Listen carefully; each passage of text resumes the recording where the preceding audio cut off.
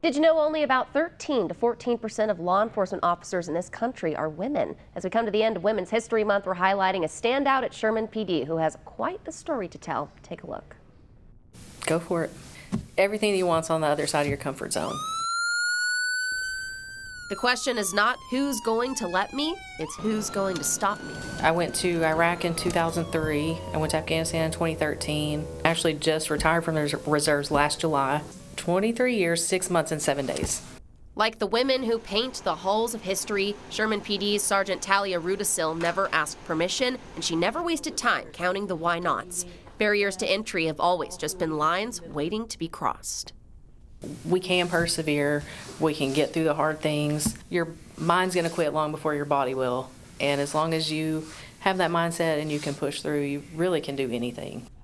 Rheudasil has molded her mindset by throwing herself in the fire, sharpening her mentality until she trained fear out of her system.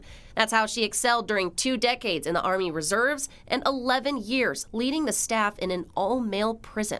Older inmates would tell me, don't come to work tomorrow. I'm like, what's about to happen? But I would just come to work anyway, because I didn't want to use my vacation time and my sick time and stuff, so I would just come on in. When you have that type of tenacity, true challenges can seem few and far between. But sometimes life has a way of throwing you a curveball when you least expect it. I had my daughter July 2nd, and the test was on September 5th.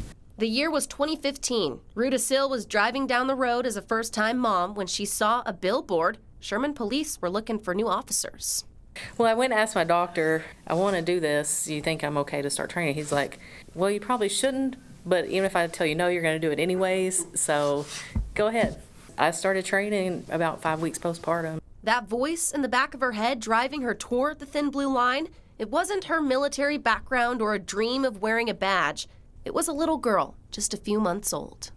I wanted to be a positive influence on her and make sure that she had a strong female role model.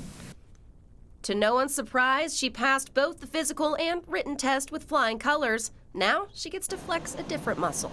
But I always just try to see things from other people's perspectives and try to think about what they're going through and what it takes for them to just get out of bed that day. You just never know what's going on behind the scenes with people.